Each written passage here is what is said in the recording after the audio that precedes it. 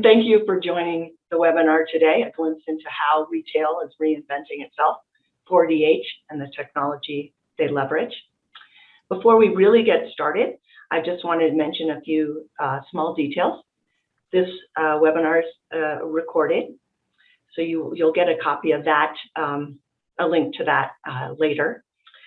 Also, we're going to be all on mute except for the panelists today. But we do want you to ask questions. So type them into the chat.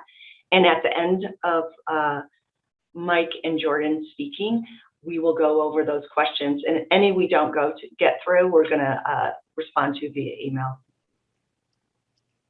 So without further ado, I'd like to introduce Mike Rhoten.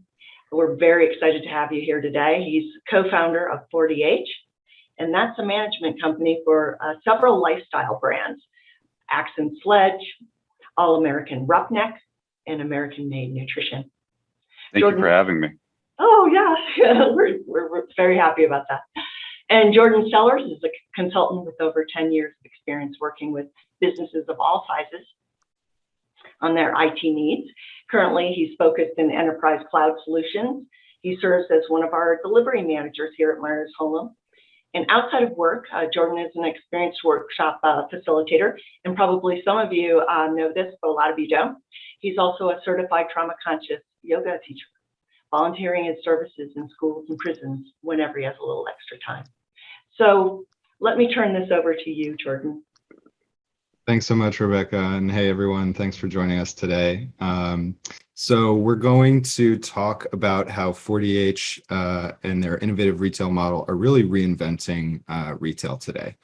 And it's been my pleasure to work together with Mike on his NetSuite implementation project, which is part of how 4DH turned to tech in their time of high growth. And so we'll talk a little bit about why 4DH chose NetSuite for their ERP solution, why they chose Myers-Holum to partner with them to implement NetSuite, and hopefully Mike will share some key tactics for success that have helped him achieve the success that he has experienced to date. So with all of that said, let's talk a little bit first about the cool things that 4DH is doing in their innovative retail model. So I think one of the most interesting things that you guys do, Mike, are these drops. And so maybe you could just start by explaining a little bit about what is a drop and, how did this come to be part of your business model? Sure. So thank you for having me again. Nice to meet everybody here. But so we have the three businesses. Just to do a clear separation of each real quick. Sledge Supplements is a nutritional supplement lifestyle brand. And then American Roughneck is our company it's an apparel brand that we have these drops in. And then American Made Nutrition is another nutritional supplement brand that targets much different people than Sledge would. So with these drops with American Roughneck, we basically aim to take out 6 to 8 major releases a year. And in between those times, all we're doing is preparing for that next release. So what we do is, and it's really fun, but it's really challenging and it's really stressful at the same time when it comes to managing inventory, when it comes to purchasing product, feeling out everything with customer service and so on and so forth, because it's a normal company would have, those 8 releases broken up over 12 months, over 365 days. So you can strategically figure out how many people you need on standby all the time for customer service and for inventory planning and demand planning and so forth. But with these drops is we will sort of starve people for 4 weeks, right? And then what we'll do is we'll start introducing that new release coming soon, start building up that momentum, start building up the hunger within people. And they know American Roughneck as being a very blue collar brand. So what we'll do is we'll start doing some marketing. So this past 2 weeks, actually, we've been marketing for Black Friday. And what we'll do is we'll tease some things on a story here and there, and then they'll go into our Facebook group. It'll start spreading sort of throughout the internet. And then we'll start teasing a little bit more and more until we get to our favorite products.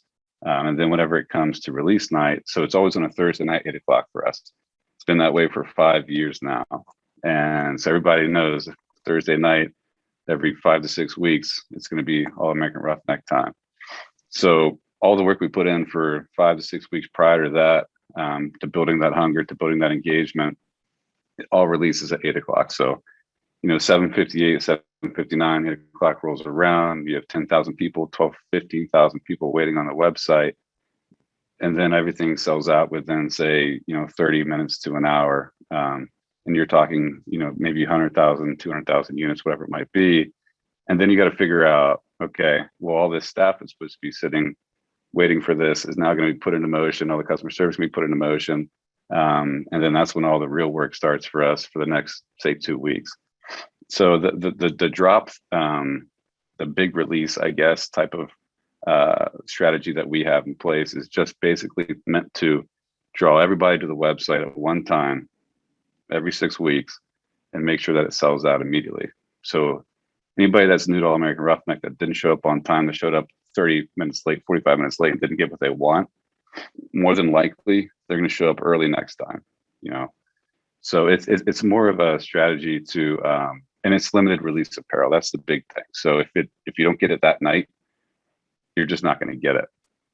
So when we advertise or show off, some of our customers wearing a hoodie from 2 years ago, 3 years ago, whatever it might be, people are like, where can I get that? And we always love to respond with, you can't, you can't get it. It's one of 5,000, it's one of 6,000, whatever it is. So what I would suggest you do is be on the website 8 o'clock, next Thursday night, Thanksgiving night, and maybe get yourself limited release apparel that you'll never see again. That's very cool. Yeah, I love that about business. So to recap a little there, 3 brands, right? 2 nutritional supplements brands, 1 apparel brand.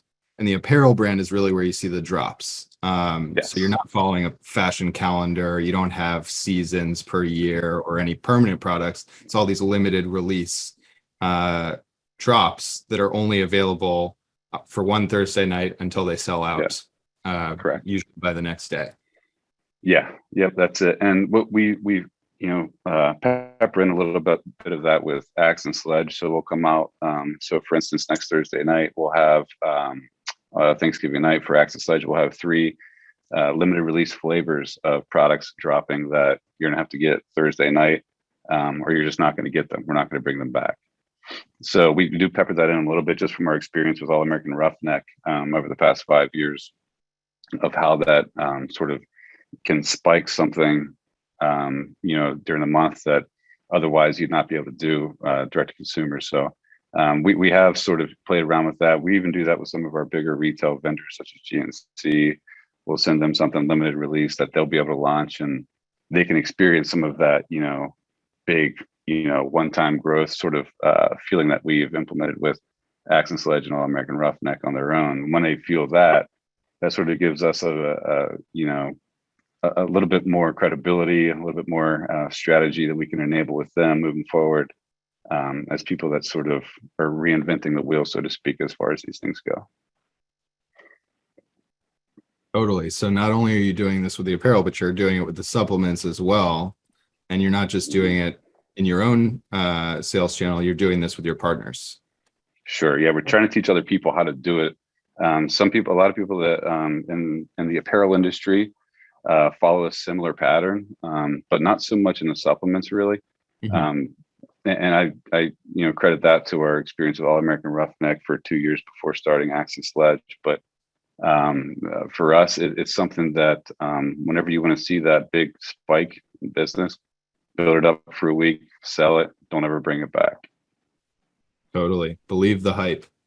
So what are some of the challenges that come along with this drop business model? I imagine there's all of a sudden a ton of sales orders that you need to fulfill, right? So there's some operational challenges I'd love to hear more about, and then maybe some other things. Can you tell us a little bit about the challenges that come with this? Well, outside of supply chain right now, which is the biggest challenge, inventory and customer service has always been a major challenge, because in the past, before NetSuite, we used Shopify as a platform to sell from. We used SKU Vault as an inventory system to keep accuracy from. We used Authorize.net to charge credit cards from. And then we use Zendesk to use for customer service. So we had these 4 different things. But the biggest problem was inventory. Honestly, it was not being able to accurately track as quickly as we needed to, real time. And it was also impossible forecasting and demand planning for what we see coming down the road, because there was absolutely no way to figure out, based on our growth, what we need to look at next as far as expanding our line or expanding the quantities of whether it's a size problem, whether it's a complete inventory problem as a whole, whether it's bundling or packaging products together, or whether it's serving customers. And one customer service agent would have to go through Shopify, authorized.net, and SKU Vault, and then go into ShipStation after to correct one order out of 2,000 that need corrected. So the big drop nights, we would have 8 o'clock. Okay, say there's 10, 15,000 orders. Our customer service staff of 8 would have to be there trying to correct every single address that needs changed, every single size that was purchased wrong, every single flavor that was purchased wrong, before 8 o'clock the next morning, when our shipping crew went in there and started putting everything into waves and put everything into motion. So having to do that, logging into 4 different places, it just puts everybody behind the 8 ball. We lose money.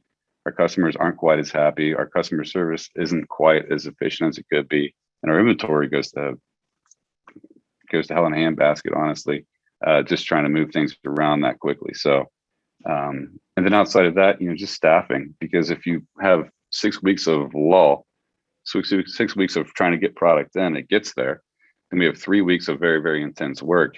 Then you have 3 weeks of planning for the next drop. You can't have temporary staff the entire time either. So if we didn't have the 2 other brands, it'd be even more difficult.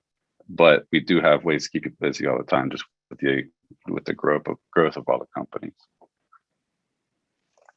Totally. Yeah, that makes perfect sense. So challenges with scale, challenges with inventory and customer satisfaction, and then challenges with resource allocation as well.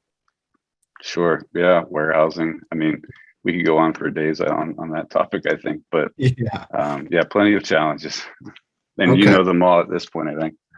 Yeah, well, and you talked about how splintered systems kind of made that even more of a challenge across the board, and we'll get into more of how NetSuite helped you with that a little later on.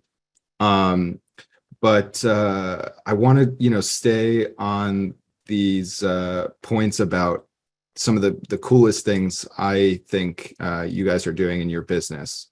And the other one that we have here is customer engagement.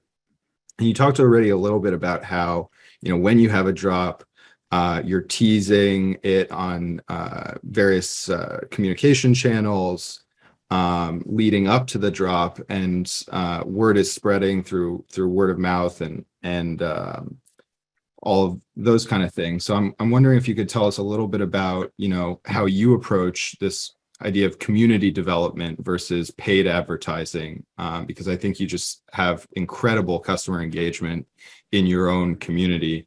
And I love what you guys do with, your brand voice. You use this level of humor and transparency that I think is really rare and hopefully becoming more and more common, but still relatively rare in today's commercial environment. And then, Sure. The channels that you guys are using, I wonder if you could dig into those a little bit as well. Yeah, absolutely. So when we started, it was an extremely grassroots, organic approach to business. And most people would think it's very outlandish and probably the wrong way to get started. But we didn't have very much money. We didn't have a whole lot of experience with online marketing. What we did do very, very well was brand companies, brand our message. And the 4 of us, I have 3 other business partners. The 4 of us have the exact same life ideals. We have the same blue collar work ethic. We've all done trades in our past. And we eventually got to the point where each one of us contributed something very, very special to the other 3 people, that we were able to bring something to the table that was unlike anything else. So my one business partner, Pat, and I started American Nutrition in 2016. At the same time, my other two business partners, Seth and Bob, started American Roughneck in 2016 at the same time. Then when we joined forces, the one thing they were missing was the back end, sort of the boring part, the unsexy stuff, the things that really make a company run efficiently, the sales side, the organization side, the manufacturing side. So what they did very well was they had a huge community already, but they didn't really know how to utilize them that well. They weren't open to the Facebook idea because of the negativity that it brings to a lot of brands. So what we did was we started Accent Sledge in 2018. And when we started, the first thing that we had to do to differentiate ourselves was to take their community and put them on a pedestal, to make the blue collar person, the hard worker, really, really cool again. The family man with 3 kids at home that works all day, maybe hits the gym for an hour, then comes home, and he's a great dad when he gets home. We need to highlight those people, because that's all the 4 of us have ever been. We're just family guys that work hard, and we were hoping eventually people would be able to identify that through us, through our message, and luckily they did. So what we did was we created, we call it an affiliate program, but I hate to label it as an affiliate program, because if you Google that, you see a lot of programs out there where it's sort of like a churn and burn sort of thing, where they bring somebody in, they get all their followers, or they get all their family to buy one time, and then they forget about them. With us, we bring them into our fold like a family member, and most of them, honestly, there's about 40% of people that apply that we don't accept, which an age reason, whether it's them promoting other brands frequently because we don't want somebody to come in and jump to another one, whether it's them posting things on their social media that may not align with ours, or whether they're simply just somebody that we don't see as a fit based on a number of reasons, that whether it's comments or whatever. But whenever they do come in, they get accepted, they get welcomed with open arms, they get all the attention that they deserve, because if you're buying a product from us, you deserve all the attention that we have to give. So we have 4 people that just manage our demo crew page, it's called. It's the affiliate program. So the demo crew page, and we have about 7,000 members that earn their way to be involved with that, not through sales or anything like that, but just by being a good person and living the values and the morals of these companies, of 40H companies.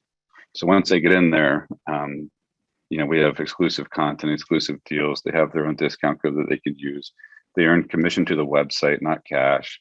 So it's not like, and we tell people up front, you're not going to get rich. If you want to be involved with us, don't look at this like something that you're going to sail off into the sunset one day. And if you refer somebody to us, you're not going to make money on them either. Okay, so this has to be about changing your life or changing other people's lives first and foremost. And if you're down with that, then we welcome you with open arms, and we're going to do everything we can to support you every single day. So that was, and we've lived by that for 3.5 years now, and it's very, very important to us. So so that's one of the big programs or big channels that we have is that crew. Then we do have the Awf Podcast. We have roughly, I think, 7 or 8 million downloads or listens on that. That's where my business partners Seth and Bobby. It's usually every Wednesday. We're about 115 episodes in, and the content can go from being on vacation with your wife under a waterfall and enjoying your time, or it can go from things to do to stay safe from COVID, or it can go into supplements, or it can go into Bobby running an Ironman, or Seth's old history with bodybuilding. It could go any direction at any moment, and that's what people love about it. Then of course we have our YouTube and Instagram pages that we use a lot. Our Instagram has about 102,000 followers for Accent Sledge. Or Demo Crew page has about 20,000 followers. All American Roughneck about 53 or 54,000. AMN probably 15,000. Our YouTube channel has about 605,000 followers there. These are our outlets, and that's it. We have 0 paid advertising to date. So if you'd say that a company could be one of the biggest brands in GNC, one of the up and coming brands in Vitamin Shop, and have 12 to 15,000 brick and mortar locations domestically without advertising, I'd say you're crazy, and everybody else would as well. But feel free to do do the background check on us if there is one with Google. I don't know, but we've paid $0 to date. We've just hit what we're good at the best every single day for the last 5 years, and that's what's brought us success so far. That's awesome. And definitely, I think the way that you guys have that cohesive brand voice between the four of you, those shared values, and the way you use humor and transparency, I think has got to have helped you grow to that scale, those follow counts, right? How long do you think it took you to get to the scale that you have today online? It wasn't overnight, that's for sure. From year after year. So from year 1 to year 2, we grew 100%, 125% online. Then year 2 to 3, it was about 150%. Then 3 to 4, it was closer to 325 or 350%. And that was straight through COVID. Through the COVID times, we buckled down on content. We doubled down on our brick and mortar retail stores. We did everything we possibly could to help them out, just so that whenever we came through this, they would remember who was there for them, and that's a matter of being smart with money prior to COVID. A lot of people in this industry are marketing companies. So a lot of money comes in, a lot of money goes out. And whenever people come on hard times, a lot of money is still going out. It doesn't come back like it used to. So that was the most important thing for us, is to just put money into the people that have spent money with us, put money into our people, and just, not just survive, but grow through it. We were hiring people through those times. We sent everybody home pretty much, but we were hiring month by month through those times. So we knew whenever this would settle down, when we were starting to feel, the gyms opening back up was big for us. The stores opening back up was obviously huge for us. But when that happened, things, like I said, 325 to 350% growth after 3 years is just, what do you attribute that to? And we have nothing that we can point our finger at and say as far as hitting buttons go. It was more of what we did with people, with our customers, with talking to them, with keeping in touch with them through this, even when they weren't spending money with us. That's sort of what I attribute it's almost, I'm not saying you can run a business on karma or anything like that, but at the end of the day, it's hard to not look at just treating people right through hard times as a big reason for our major success today. And that's, as soon as that happened, that's when we said we need to find another system to be able to control this growth. And obviously that's when I first met you. Totally. Yeah, and that's another thing that you mentioned. I just want to highlight, the demo crew is like no affiliate program I've ever seen before. You guys are doing meetups and hosting them in person. I think you did one recently, right? Could you talk a little bit about what that looked like? Yeah, so we have a demo crew elite group, which is 12 people right now, and it's just people. It's not based on sales. We don't look at people's sales. We don't try to rank people ever by how much money they bring to the company. It's just how people stay positive in a group, how they help others out, how they try to educate people on products whenever when they have questions. So when they don't talk down to other people that are new to the gym or new to taking supplements or anything like that. So we reward people based on that. So we have 12 people that are part of the elite group. And we want other people to strive to become one in that group one day. So things that we do for them are sort of over the top. So we'll send them products early, we'll send them apparel early, we'll send them things that people may not have yet, and sort of build that hunger to possibly rank up. So what we did for them was we brought them into town for 2 nights, 3 days.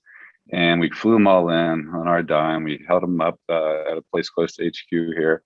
We brought them into the gym. We did interviews with them. We did professional photo shoots with them. We did YouTube videos with them. We let them taste products early. We showed them the podcast room, hung out with them, and just got to be normal people with them. Sort of take just demask ourselves and just show them that it's not just YouTube content. It's not just Instagram content. It's not just professional content that we produce and show people. It's actually who we are and how this is run. So we got to do all that stuff. We went to a pirate game and got a suite. Nobody watched the pirate game at all. We just hung out and BS'd and had some drinks and had some really fried food and just hung out and just got to know each other better. And then I cooked steaks at my house the next night and had them over at my place, and it was just bonding. It was just bonding. And people ask all the time, like, how do you become a Demo Crew Elite member? And I always tell them, if I feel like I can have a beer with you, then you have a chance at becoming a Demo Crew Elite member. Because most places, it's if you have 50 sales, you get ranked up to rank 3. If you have 100 sales, you get to rank 4. It then goes on and so forth. And I'm like, no, if I can't have a beer with you, you never have a shot at becoming a Demo Crew Elite member. So and that's not necessarily the only way it works, but that's just sort of like always like my first starting point. If I feel like I can sit down and have a meal, break bread or whatever it might be, then that's the first step. Totally. Yeah. That it's not a train and burn affiliate program where somebody just hands you a code or a link and says, be on your merry way. Right. That is really cool. Thanks so much for sharing that with us. So you guys are doing some other stuff that I wanted to highlight here. One of them is the collaborations.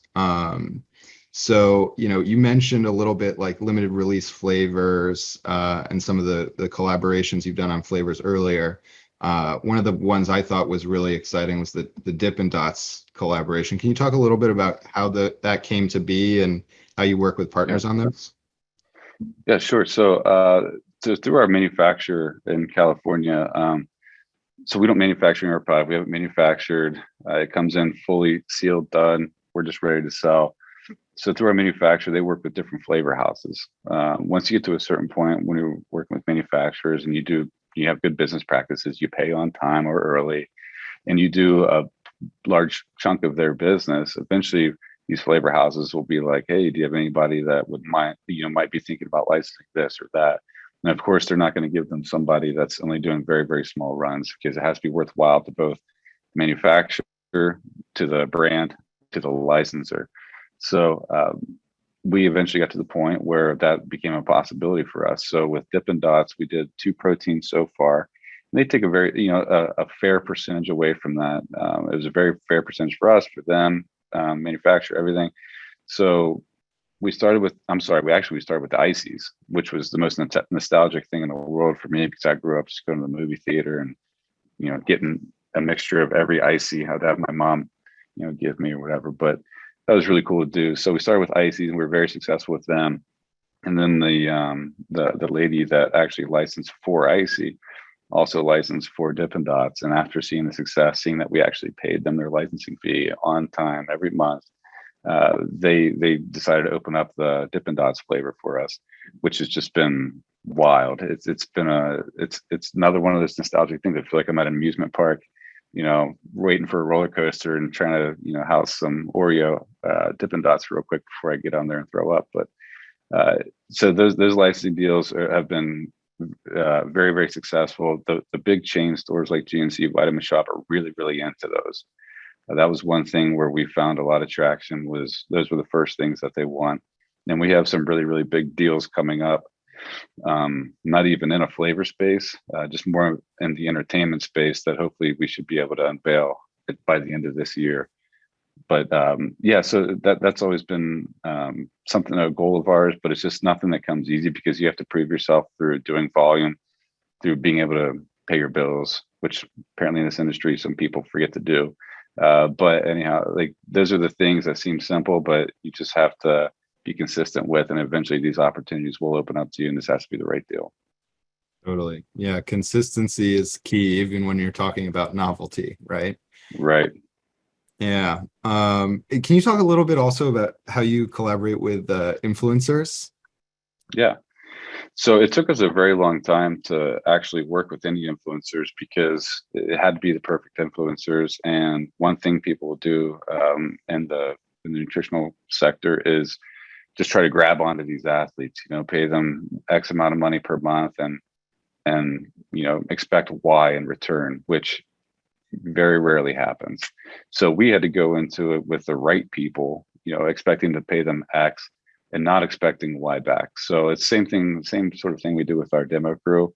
We invest a lot of time and money and effort and service on our end into them, without expecting anything back. So we know that if we put the money and the time, that we're going to eventually reap the rewards just based on them knowing that we're really, really good people and telling other people about it. So right now, actually this past year, we started working with more influencers that we haven't known for a long time. So we have one guy, Dean Perone, who's our very first one. He's a 47-year-old dad of 4 kids, of 4 girls, actually. Only guy I know with more girls than I have, but he was our sort of our OG, right? Our first influencer that we had.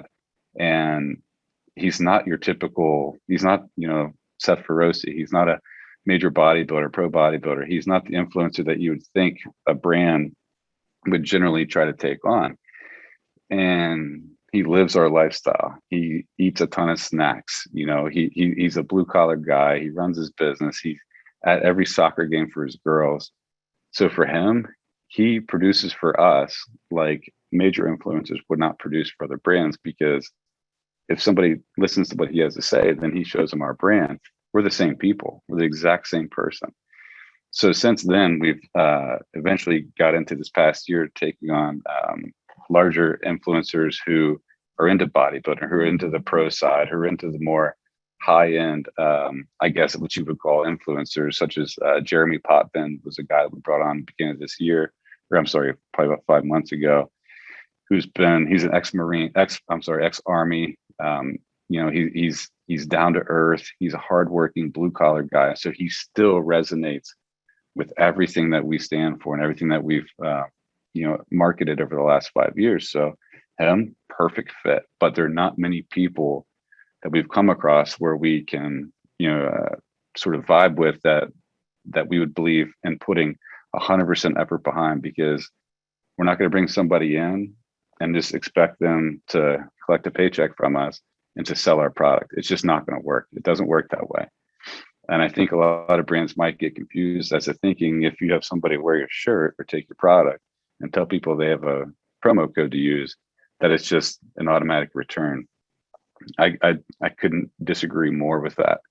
If the person isn't a complete representation of your brand and your company, as much as you might like them, I just don't think it's going to work out. So we've been very selective with that. But I think we're up to 8 contracts right now between pro bodybuilders, pro MMA fighter Cody Law, who's a local guy here.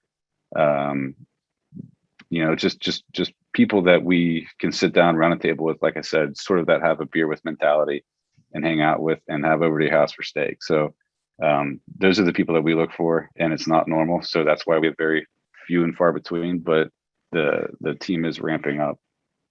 I'm excited about it. That's awesome. Yeah, and a couple of people you mentioned, Dean, for instance, is just such a pleasure. I follow him on Instagram also, and I love his voice. The alignment is clearly there, and obviously the authenticity is key. Real, recognize real, right? So, absolutely. So the last one here is design thinking. And I think this is an important point too. Like, I think when we talk about design thinking, it's all about starting with design first, right? And I think, you guys do that not only in apparel where you might expect it, but also even as you develop new products for the nutritional supplements lines. So maybe just tell us a little bit about that. Yeah. So this is you approach it. Yeah. So this is where a lot of our a lot of the humor sort of side comes into. So, from Seth's YouTube channel, from all of our marketing is usually very, very motivational, but at the same time, we don't take ourselves too seriously. So the humor comes into play. So we're not afraid to make fun of ourselves. We're not afraid to sort of, tell a joke that we're the butt of, right? So, and that's very unusual for people that are in very macho industries or very testosterone driven industries. While we're in that industry, we're not the industry. We're very, very different. So whenever we come to design thinking, keeping things fresh, like the wild, colorful labels, but if you look at one of our labels, none of them look the same. They all look completely different. We have a flavor called Shark Bite, just because our friends in Australia said it might be funny to do an orange mango and call it Shark Bite because we have sharks here. We're like, okay, cool. That's great. And people like it because we did a funny video about it. We have big melons and we have big cherries. You can put that together. So there's just we're always keeping it fun, and some people will take these bottles and they'll go through them and they'll keep them because they don't know if they'll come back, or they don't know if we're ever going to do it again. They don't know if the label's going to change, and they'll keep them like a keepsake in their closet. I mean, I've seen full closets of empty bottles just because they like the nostalgic. I mean, they remember the video we made about it, whatever it might be. But we do try to, for instance, Seth is on the front of one of our unflavored products, and he looks like a garden gnome with a fig leaf over his private area. So, and he's one of the owners of the company, and he's one of the most influential and motivational bodybuilders of all time. So if he can do that, and he can sort of let people laugh at him in times like that, then I think people should take a little bit from that and not take everything that's going on day to day too seriously. So the one thing that differentiates our products from everybody else is it's not the formula. Anybody can make the formulas. It's just a matter of if they want to pay for it, if they can have enough volume, and then give their retailers enough percentage on it. But when people open one of our bottles, they think about our videos, they think about our marketing, they think about the people behind the brand, and they literally have a different feeling when they open it. They're happy to support the brand. They're happy where their money went because they know it's going to good things and better things. They take the label off, or they take the lid off, and they scoop it and they take it, they drink it, and they're like, I just feel better about not just taking this product and how it makes me feel, which, there's some of the best products in the industry, but where the money went. You don't want to buy the 50% off pre-workout online. It comes back to the house and you're taking it and you're just kind of throwing it aside and you're going because, half your workout, half your daily motivation is going to come from, your headspace, how you feel about supporting other people, how you feel about where your money's going. So that's what we want people to do. We want people to obviously buy the product for what it is, but we want them to buy it for more than just that product. We want them to buy that label because of who's behind it. You know what I mean? So, and I think that's why our repeat customers and our customer base is so loyal, is because we're not just telling them to buy the same product over and over again. We're presenting them with new options, new flavors, new fun labels, new fun videos, new motivational videos, new content all the time that is keeping it fresh so they don't get bored. So they don't go and buy the new fun label at GNC or new fun label online or whatever it might be. So we're trying to keep it as fresh as possible, keep them on their toes, surprise them as much as possible with things they may not be expecting. Like next Thursday night for Black Friday, they're not quite sure what to expect, but they know they're going to be there. They know whenever they get there, they're going to find something very entertaining and something that they're probably going to enjoy.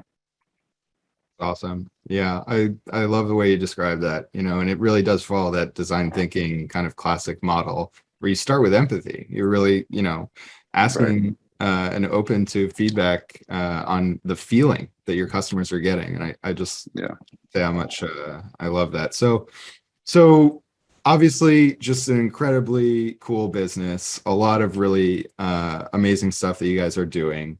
And then we talked a little bit before about this, which is where we met and how we came together to solve a problem, right? This kind of weird, disjointed customer experience. Your poor, staff is spread across 4 or 5 different systems just to do one simple thing. You mentioned when we met, you guys were on SKU Vault and Shopify and QuickBooks and Zendesk.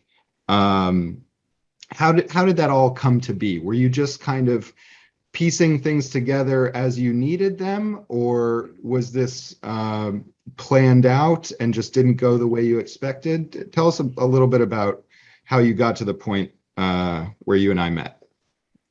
So we got to that point from starting from what we knew best, and that was just selling on a website. So here we have a Shopify page, right? So you have a Shopify page. Okay, well, it goes to ShipStation, then we ship it out. Great. And we also have QuickBooks that's tied into it. So, I mean, we can't start from step one when we don't have very much money with a system that's going to take care of our issues 5 years down the road. So we started with what we knew, with what we could handle, and then we moved on from there. So to the life cycle, seriously, of taking one order for wholesale was basically, you're receiving the order and you're taking it in a Shopify, which we had two Shopify accounts. We had one because we wanted to see the different, because there's no way in Shopify to see what's wholesale versus what's, direct to consumer, what everything is. So then we started our second Shopify account. And with our business, you can't use Shopify payments. You have to use, because we're considered a high risk industry. So you have to use a third party credit card processor. So that had to also get plugged in. That also had to be where we charge our credit cards outside of Shopify for wholesale stores. So basically, you would take an order from phone or email, whatever it might have been, then you would go into Shopify wholesale. You would log a quote, send it to them.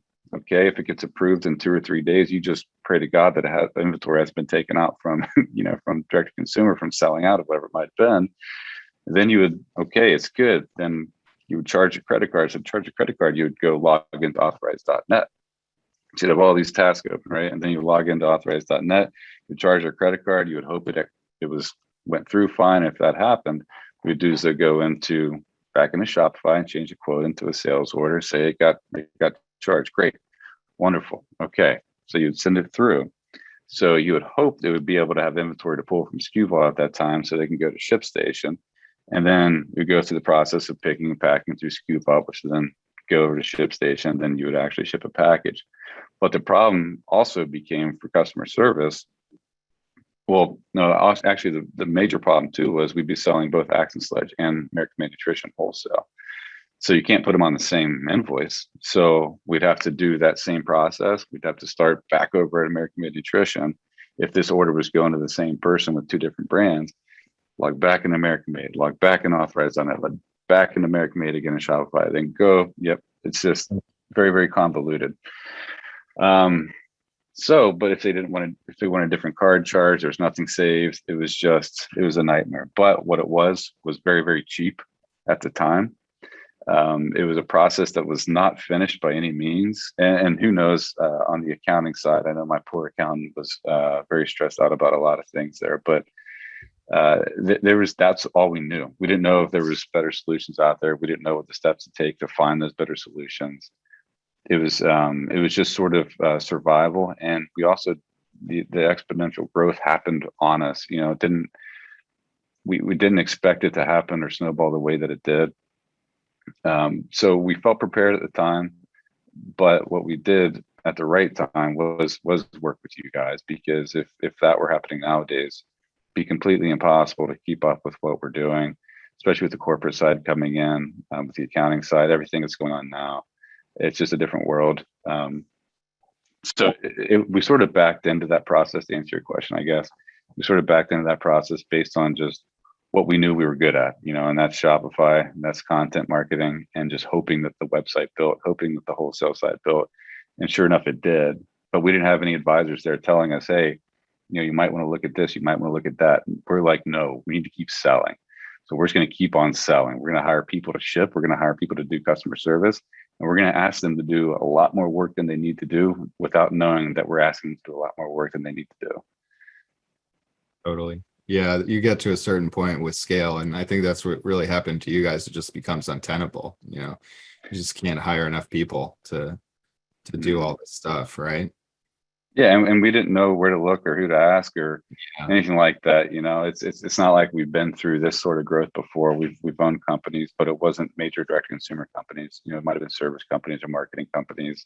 Mm-hmm. So we didn't have to deal with this sort of volume of inventory, volume of sales, or customer service in the past. So it was a learning process for sure.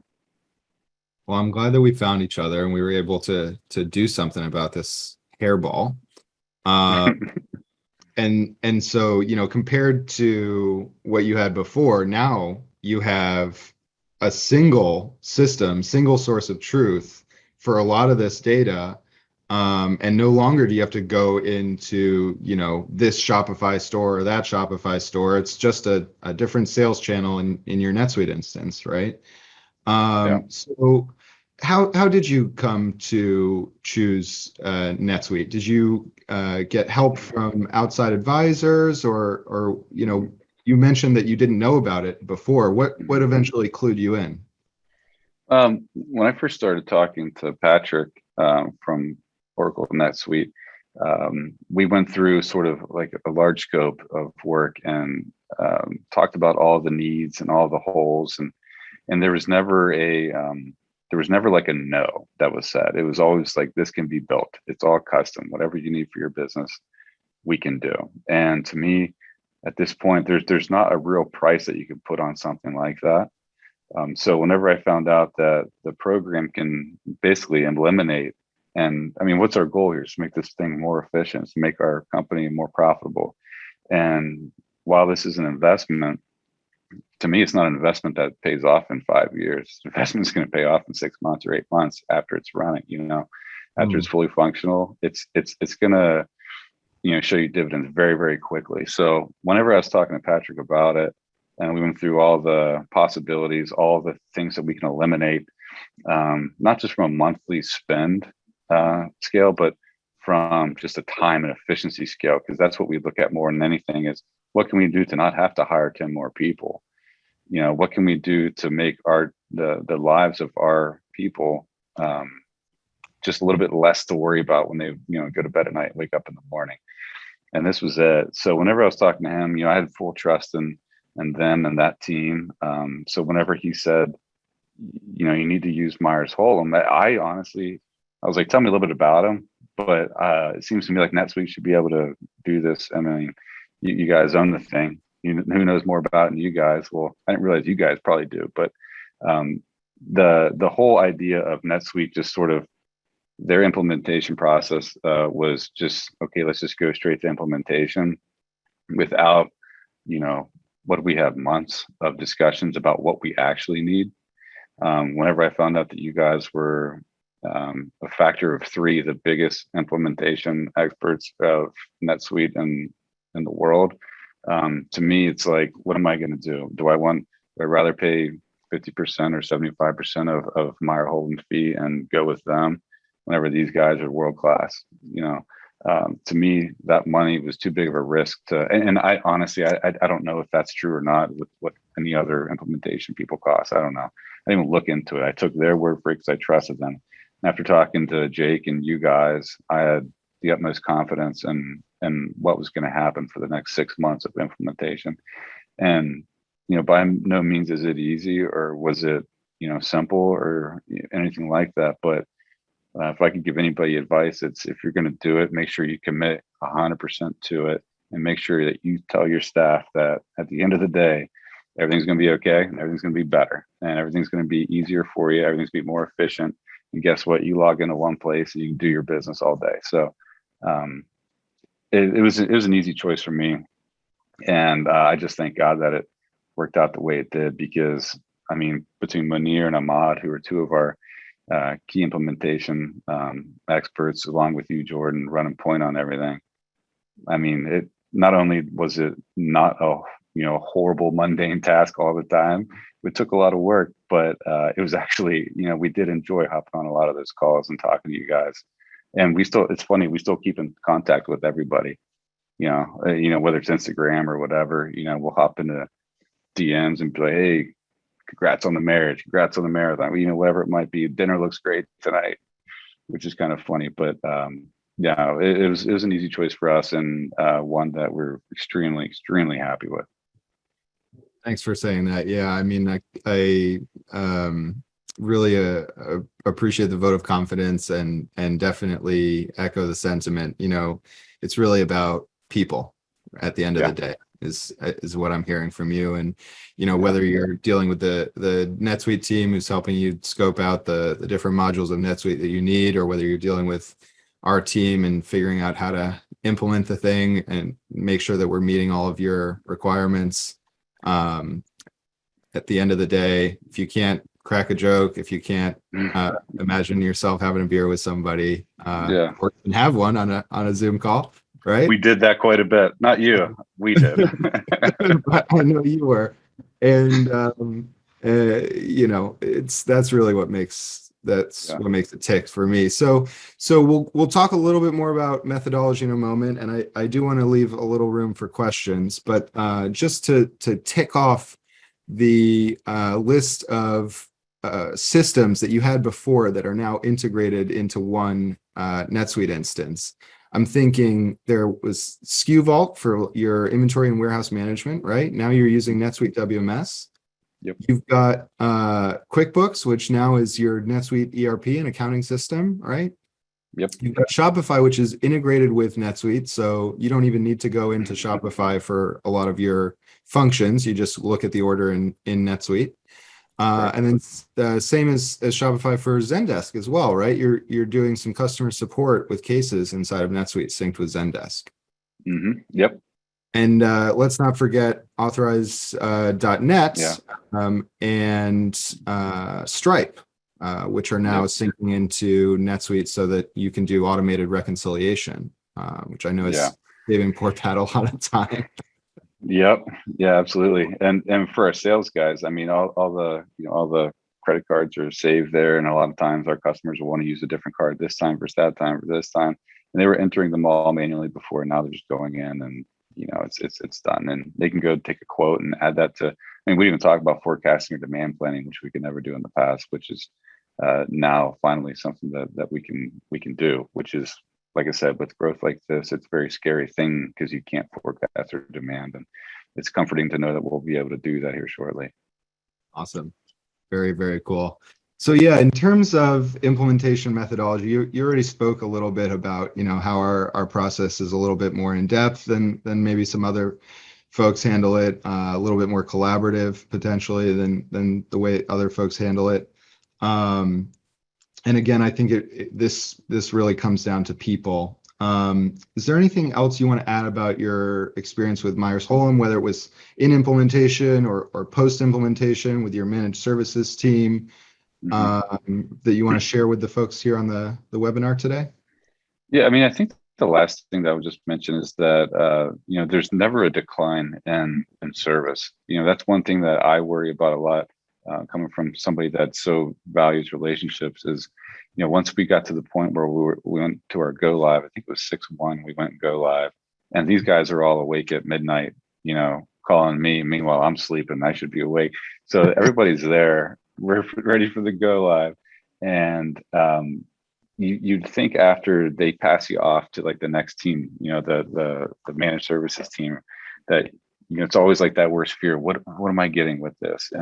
And I'm telling you, Catherine, that we've been working with, is just on point. She knows everything these guys know. She knows, she could be, in my opinion, working anywhere in the company, and she's our managed services, I guess, liaison, and she's just fantastic. She's on any email that goes out, she's right on it with a link to hop on a Zoom call, whatever it might be, figures things out that we can't figure out. And we're getting to the point now where it's almost going to be like we're going to miss talking to her, because we're getting to the point where we're pretty much just running, and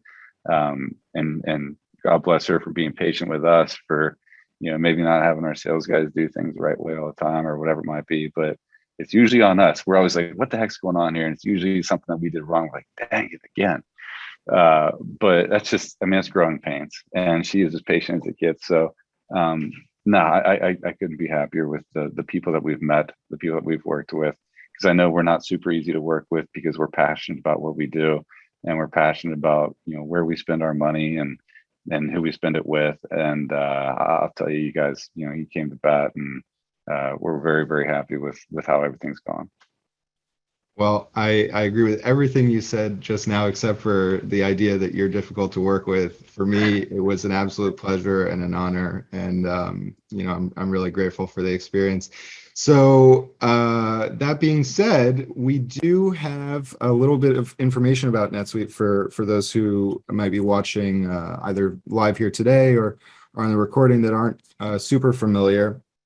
NetSuite, has 27,000 customers plus worldwide, right? So, all of the benefits that we talked about today that Mike and the guys at 40H are experiencing come from that, shared knowledge of all of those customers bringing their requirements to NetSuite and getting them met by this award-winning software. Myers-Holum, for those who may not know, we are an award-winning NetSuite Alliance partner. We have more than 250 consultants And we recently celebrated our 40-year anniversary. So we're very proud to work with NetSuite, and we are working with customers along with NetSuite in over 203 countries across the globe. And we have a dedicated team, as Mike was alluding to earlier, for implementation, and a dedicated team also for ad hoc administration and support with our managed services team. So, me personally, I focus a lot on retail clients, and we do have a larger team of people with similar profiles that have that retail specific expertise. Obviously, all of us are certified NetSuite ERP consultants. And we have that end-to-end support, as I mentioned. So, I'm really glad that we got to take the full end-to-end journey with you, Mike, and, look forward to continuing to work together. And then, the last point here that I want to make sure we share with folks are these 3 keys to success. And, in talking with you, Mike, and prepping this webinar, I came up with collaborate, integrate, and validate. And so, I'll just go ahead and say that collaboration, again, was really key to success in your case. You guys really made sure that you were allocating the right resources internally, and that you were giving it your all, and this wasn't just a side project or a second or third priority project to you. And the fact that Shane and Pat and you were really on all the calls and making sure that things got done on your side is a huge testament to the way you guys work, and definitely a credit to your success. Teamwork makes the dream work, after all, right? Now, in terms of integrating, we talked about how you have all of these systems connected now. So where possible, we consolidated things into one system with NetSuite, and then keeping the best-in-class e-commerce software for Shopify and integrating it with NetSuite just gave you that single viewpoint where you don't have to be connecting to different systems to see different parts of your customer journey. That single source of truth, I think, is really key to success as you're planning out your ERP implementation for folks that might be thinking about a similar journey to yours, Mike. And then finally is validate. And this is something that, again, as you will recall, we spent a lot of time testing, and making sure that things were working right. And that really we had end users engaged in that user acceptance testing process. So that it wasn't just a couple of people that knew that the system was going to work for them at the end of the day, but really everybody was on board and saying, yep, this works for me. So really glad that we got to, measure success against peak data and transaction volumes. Obviously, that was huge for you guys, feeling comfortable that, drops would be supported. Yep. Practicing cutover, I think, was huge too. Really just makes perfect. Anything else you want to add here in terms of like your successful journey with NetSuite thus far? No, I would just say, once again, just whenever you're ready to do it, if you have multiple channels you sell through, or if you have multiple businesses,